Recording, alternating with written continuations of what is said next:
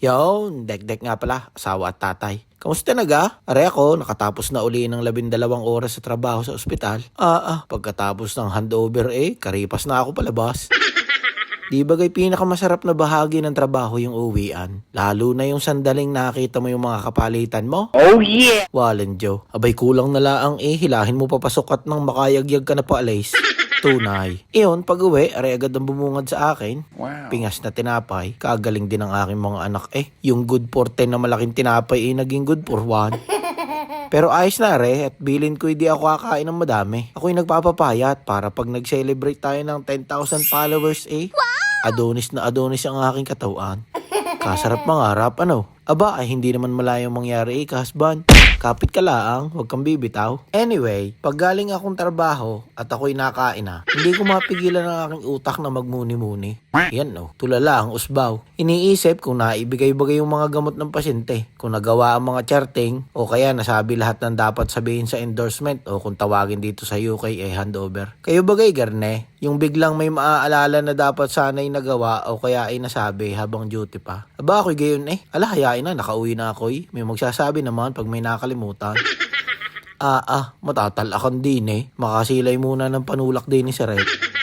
Tubig na sana, kaso ako'y naakit din sa iced tea. Akin na lang Pag may nagtanong sabihin ko huwag nang hanapin ng wala.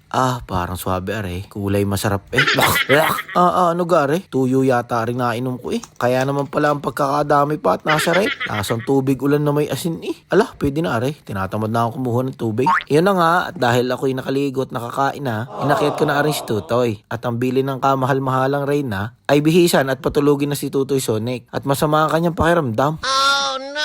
Sagot ko no problem, pahinga ka laang. Siya, halika na Tutoy, ako nang bahala sa iyo. Kapag bihis na siya at inalpasan ko na din sa sahig.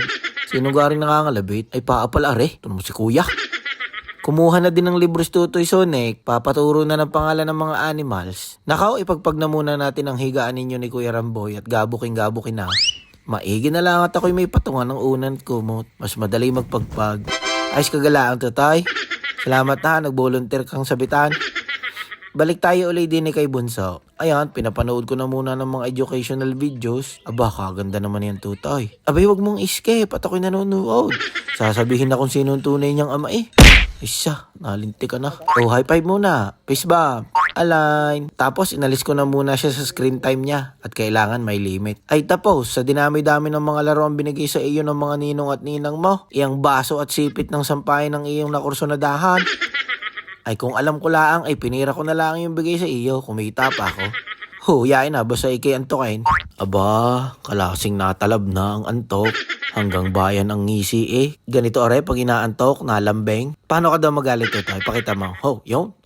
Aliw sa iyo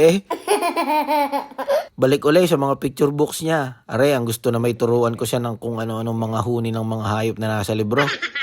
May meow meow meow, tweet tweet tweet, hiho hiho, aw aw aw, yung tipat ako sadyang mababang aw. Abay, kahirap mo naman pasahin Tutoy kaya naman na. Yun, napagod din. Basta makatukod sa balikat ko hikab Himbing na ito maya-maya. Aba nga naman mga kahasban, pag garne, kailangan kantahan ng makatulog. Magdalin na. Ikaw ay sawing... Ay mali yata hindi yata yung lalabay. Ulit. Good night little baby, don't you cry. Wow.